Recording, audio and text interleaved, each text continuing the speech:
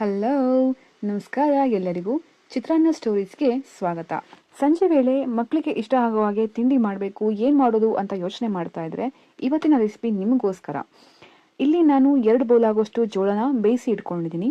ಅದರ ಜೊತೆ ಸಣ್ಣದಾಗಿ ಹೆಚ್ಚಿರುವಂತಹ ಈರುಳ್ಳಿ, ತುರಿದಿರುವಂತಹ ಕ್ಯಾರೆಟ್, ಹಾಗೆ ಸ್ವಲ್ಪ ಕೊತ್ತಂಬರಿ ಸೊಪ್ಪನ್ನು ಸಣ್ಣದಾಗಿ ಹೆಚ್ಚಿಟ್ಕೊಂಡಿದ್ದೀನಿ. ಖಾರಕ್ಕೆ ಹಸಿಮೆಣಸು ಹಾಕಿದ್ದೀನಿ, ನೀವು ಬೇಕಿದ್ರೆ ಮೆಣಸಿನ ಪುಡಿ ಕೂಡ ಹಾಕೋಬಹುದು. ಇವೆಲ್ಲನೂ ಒಂದು ಪಾತ್ರೆಯಲ್ಲಿ ಮಿಕ್ಸ್ ಮಾಡೋಣ.